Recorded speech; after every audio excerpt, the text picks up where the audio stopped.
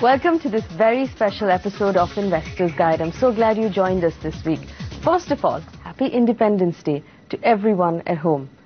This is a special episode for us because on this episode, our focus is on the Indian woman. The idea is to help the Indian woman gain financial freedom by taking control of her own money and her own destiny. I have a lovely audience of women in the studio today who have questions that they would like answers to. And I have some wonderful guests joining us in the studio who are going to help us take control of our finances. So if you're a lady at home, pick up a pen and paper and write down the advice you hear on the show today because it will also be relevant to your own money. We're going to do a quick round of introductions to our wonderful panel of guests. The lady first, Puneeta Kumar Sinha. A wonderful example for all of us who want to manage money, who started off before any of the other women really entered this market. Vishal Kapoor and Gaurav have been helping us with our money for the last 4 years. We're glad to have them join us in the studio.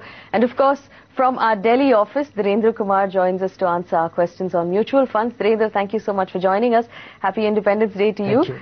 I want to start off with one particular question that came in from a lovely lady from Mumbai who wrote in to us. This is Caroline Malik. She wants help planning her family's future. Take a look.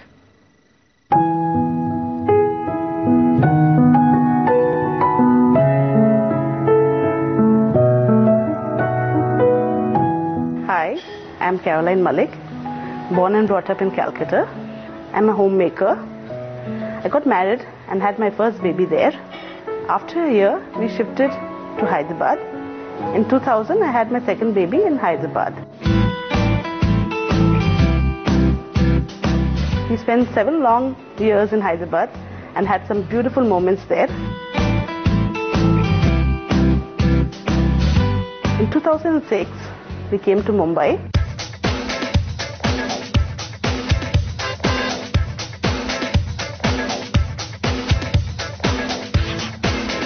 My husband approximately invests around 60,000 per month in mutual funds. We have a family floater cover of 5 lakhs and we have a critical illness cover of 10 lakhs. And since my husband is the breadwinner, he has a term cover of 2.5 crores. I have 2 sons. Varun is 15, Vivek is 13. And from the year 2020 to 24, we would require around 1 crore per month for the higher education. And for our retirement corpus, we will around 8 crores after 20 years.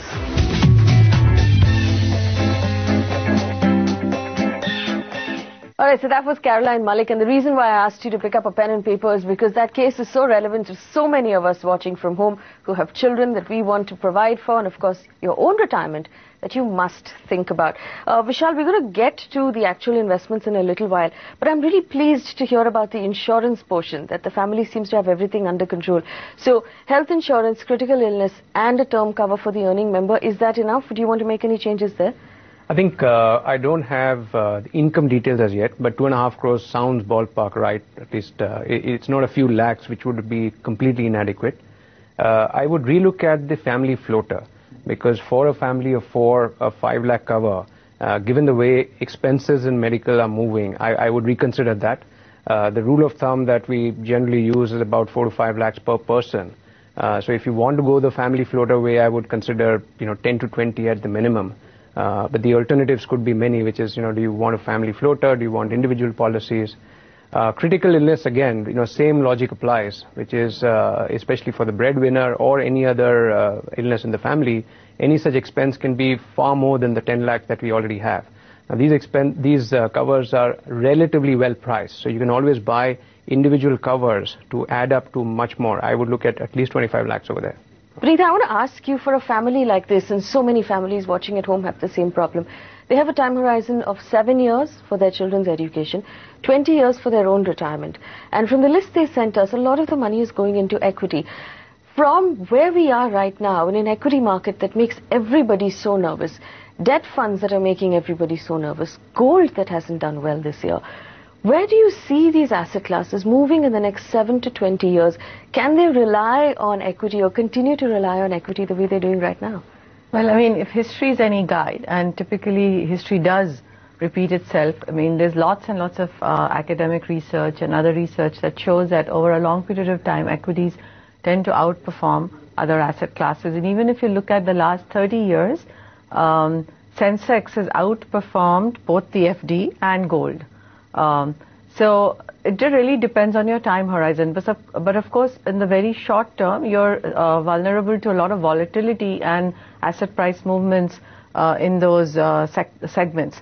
So you definitely need to have a certain amount put away in FDs. In India in particular, your FD rate is very, very good and very attractive. Now, equities typically move in line with earnings growth. Right. Earnings growth move as a function of GDP growth. So if you believe the Indian economy is going to continue to grow over the long term, and the demographics of India and everything else suggests that that would be the case, the question is whether it will be 5% or 7%. That's obviously not clear.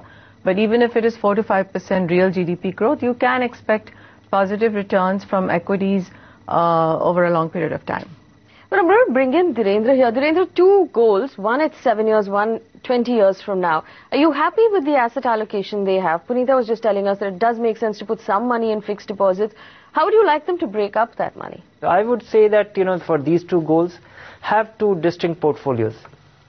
Make your allocation in a balanced fund and gradually liquidate your investment as you get closer to, maybe after 5 years of accumulation, start having a higher fixed income allocation. You need fixed income allocation. But as you get closer to your goal, for this 20-year, when you plan to retire, be heavily into equity, maybe, just maybe 90% into equity, 10% into fixed income, just as a rebalancing allocation to fixed income. Gaurav, you were doing a lot of calculation before we walked into the studio. You're unhappy with the contribution this family is making. You don't think they're going to meet their goals?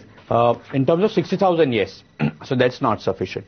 Even the first goal, achieving that seems difficult. Again, we don't know the income. So we don't know whether there is enough income and they are spending a lot of money, or is money lying idle in savings bank account which is not being deployed. But setting aside 60,000 a month and reaching these kind of goals is not possible. So either you bring down your goal money requirement, or you increase your investments. All right. Dhirendra, I'm going to bring you in. If they do increase their contribution to these goals, like you said, using balanced funds, like Punita said, possibly using fixed deposits as well, can you take a look at their fund list right now? Tell them if you want to make any changes there. These portfolios overall look fine. He's getting the expertise of 6 fund managers. There is one unusual thing, which is a pharma fund, which is, trying to, most investors do try and catch or ride some momentum, and this has been a very well performing sector. But that's avoidable. The focus should be to have a very low maintenance portfolio, a clearly earmarked portfolio, what is, which funds are for which goal, and maybe have the set of our balanced fund for your child's education. All right, so our stable growth portfolio, which consists of 4 balanced funds, is on your screen right now. Dhirendra recommends you use this portfolio for your children's education because it's a shorter time horizon. Of course, Vishal and Gaurav and Punita, they're recommending that you consider increasing your allocation towards all of these investments because it's unlikely that your contribution right now will be able to help you achieve all of those goals. But like this show is always available to you, and you can write to us if you have any more questions about the advice you heard on the show today. I'm going to bring in our audience right now. If anybody from the audience has a question about your money, you can go ahead. I have a question with respect to debt funds. Recently, it was in the news that even debt funds are giving negative returns, which was not the case till recently. Like, we were all feeling very happy about investing in debt funds, considered to be giving us taxation benefits and being liquid in nature, good investments. So do you think, should we continue with debt funds, or we should be happy with parking our funds in fixed deposits, as Madam was telling? Well, first of all, I want to clarify that when I said FDs, I said some portion of your allocation, not all, obviously. So it's because you have some portion that you have, what your return is, and then the rest can be volatile, and you can take risk around it. Now, in terms of, what the measures RBI has taken and what's happening in the currency markets, I don't know if that's something that will continue to happen, because beyond a point, I don't think RBI can keep raising rates and tightening liquidity, because that's really going to start hurting growth in the economy. And if they find that those measures are not effective in terms of protecting the rupee, which is what we've seen, in the last several weeks, is that despite those measures, the rupee has continued to weaken. So that's something that the RBI will have to consider, but it is very unlikely that we will see rates in India longer term going up. It's more likely that they will be coming down. Vinitha, we also have questions from the audience that have come in during the week where they want to know maybe if investing in an FMP, which is a locked, close-ended product, will give them more security now than, a dynamic bond fund or a short-term bond fund. Is that something you recommend? FMP is suited only for investors who have a very defined term and they are sure of it. If there is an offbeat possibility that you might need the money in the interim, if you get into a FMP for a 1 year or 366 days FMP, and if you need money in between, you may not be, that money will not be accessible because theoretically, they are listed, but there is hardly any trading. And that is where, you get a more predictable return because most investors who invest in FMP, nobody can get out. And even if the NFE goes down in between, at the termination of the scheme, you'll be able to realize the indicative or the likely return which you set out when you invested. So yes, if you have a defined term, and certainly FMP is a desirable thing, and they have done a good job in terms of delivering, reasonable return with fairly low expense. We have a question from a young entrepreneur who wants help with her finances. Let's listen in. Hi, I'm Shruti Samani. I'm 30 years old. 6 months back, I've launched my company named Choli Express. Currently, I'm making a 20,000 profit. 3 years down the line, I want to buy my own property in Bandra, roughly around 600 square feet. How do I go about doing that? All right, so young entrepreneur there. She's a fashion designer. Vishal, for someone who's making a 20,000 rupee profit right now every month, will she be able to take a loan of that much, of 2 crore rupees, or worth around that much money? Would you even advise it? If the loan is for a property for her business, then I would think that, she can actually wait. It may make sense to rent out, as she might be doing today, for some more time. And the reason I'm saying that is because for many entrepreneurs, your first focus is really building a business. Now, taking on a large liability when you really haven't sort of, got the capital as yet established, maybe in one way an unnecessary risk that you're taking. So one way to look at it, maybe, keep things flexible. If you're renting right now, then continue to rent because at least your expenses are variable. If you want to move into a larger place, different place, because your business needs are changing, then you have far more flexibility. Then get caught into EMIs that a large loan will necessarily is going to have. All right. Gaurav, you're an entrepreneur yourself. Given where you see her portfolio right now, what would you advise her to do, with whatever cash she has?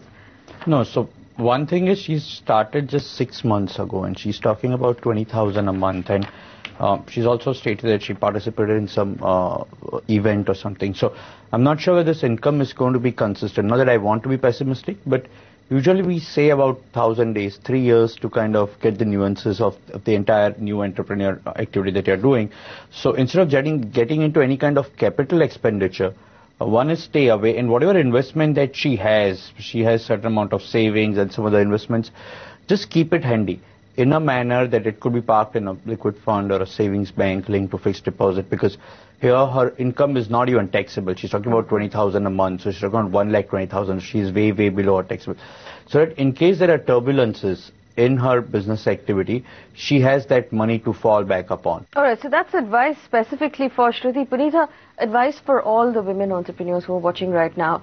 There's money coming in, the choice to reinvest it, the choice to save it for your own future, to buy property, to not buy property. For women right now who are starting their own businesses, like you did so long ago, give them some pointers that they can use to take them through maybe the first 3 years, the first 5 years that Gaurav was saying, which would be the most turbulent in any business.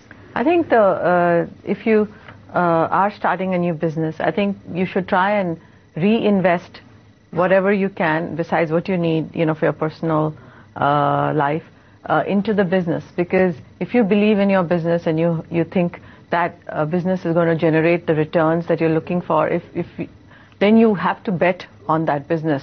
I agree with my fellow panelists that buying property right now for her isn't the greatest thing, and also you have to look at it again.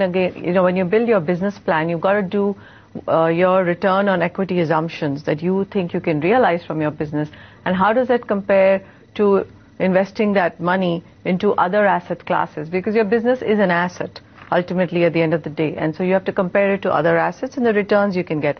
And the one thing also to keep in mind is that rental yields in India are lower than if you borrow.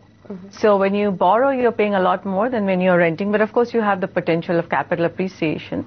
But if you don't, if you want to keep your costs low, then renting is a better option. But I would say that look at your business plan, look at what kind of returns you can get, and how does that compare to what you're getting in other asset classes.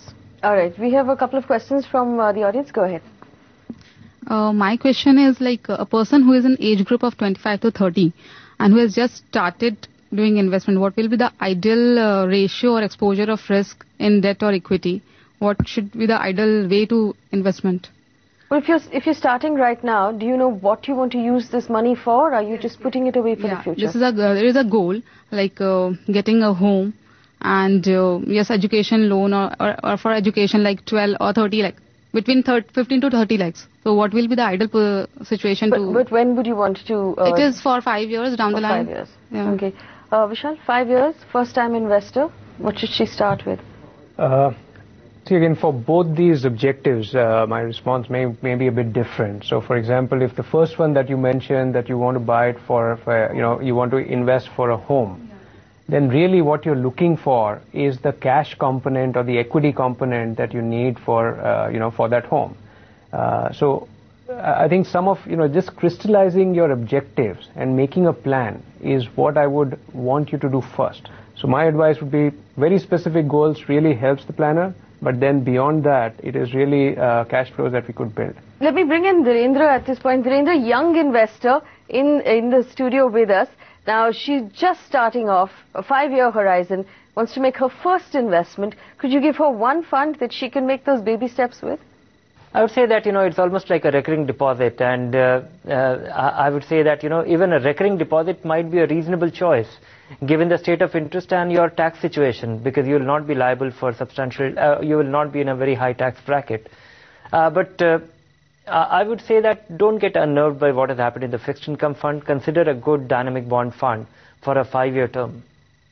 All right, a good dynamic bond fund for a 5-year term. On your screen right now are a list of the bond funds that we normally recommend on this show. I'm going to quickly take in another question because we're talking about young investors who are just starting off. Here's a young investor who just started working, and she has a very interesting goal that she wants to plan for. Listen in.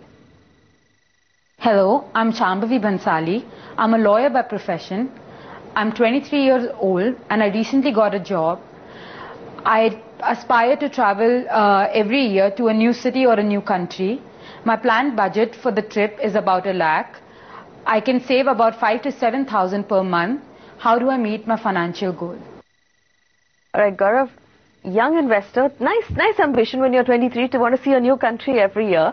Would you like her out of that 5,000 or 7,000 rupees, maybe to start putting away at least 2,000 rupees every month towards her future, her retirement, and then put the rest perhaps in her little travel fund? Yes, because what she's saying is that she wants to probably kind of blow up all the money, which is fine, and I'm not sure if there are dependents or there's going to be anything else. So, and in 1 lakh, I don't think you can make a trip abroad. So what she's looking predominantly is traveling within India, because 1 lakh of rupees will not get you anywhere unless you're looking at neighboring countries. So look at India as a destination. Keep aside money in either a recurring deposit or a debt-based mutual fund for funding your vacation needs, and also keep aside certain amount of money for your future goals. It could be retirement, it could be even if she wants to fund her own marriage, or if there are anything else, and there go a little aggressive and look at an asset class like an equity as well as gold. Rita, for all of the young women who are just starting off, this is an important question. As a young woman, should I travel the world? Should I see the country, or should I be putting money away for the future? Well, it's always a balance, right? You always have to keep a balanced approach. You always have to make the appropriate trade-offs. It can't be all work and no fun, and it can't be all fun and no savings at the end of it. So I think take a balanced approach. We have another question that's coming from a very young woman who, of course, is going overseas to study, and the currency rate is really worrying her. Take a look. Hi, I'm Tanvi Marathe. I'm 23 years old and I'm going for my master's to New York University. I've taken a student loan of 40 lakhs and my biggest concern right now is the fluctuating rupee rate. What should I do in this situation? Alright, so that was Tanvi. Vishal, from the bank, is there anything she can do when these things happen, when currency rate changes in the middle of her course? So she's off right now. What can she do?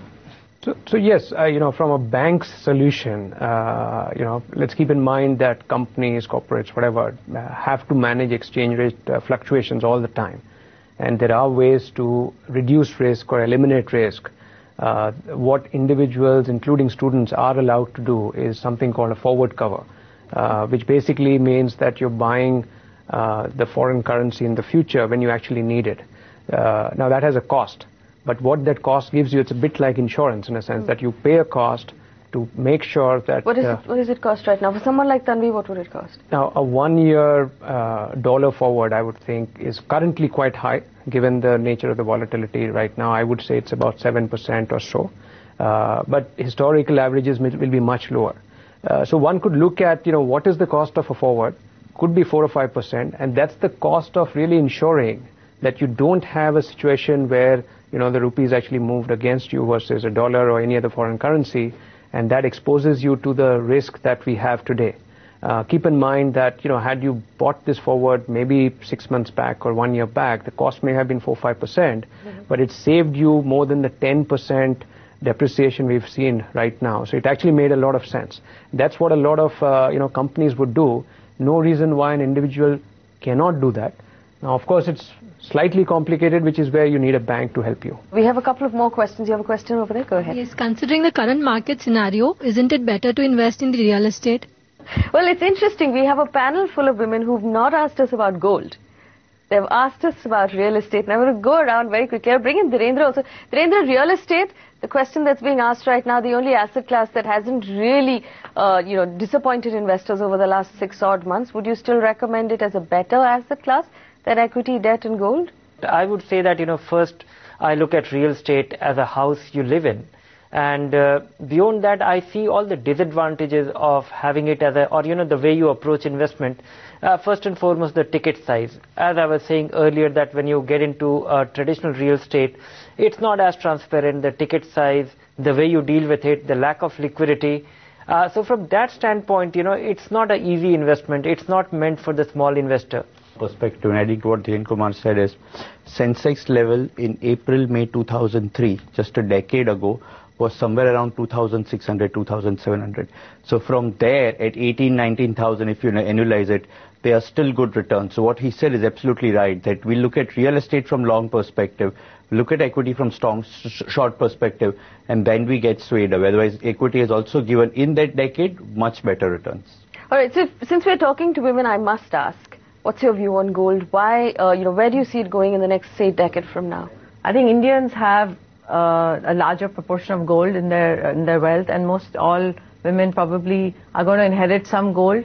So gold is already a part of your portfolio, whether you consider it or not. It's not part of your discretionary income, but you already have a certain amount of gold, I'm sure, all available to you through your families. So gold is an important asset class. Warren Buffett said, all you do is gold, you look at it.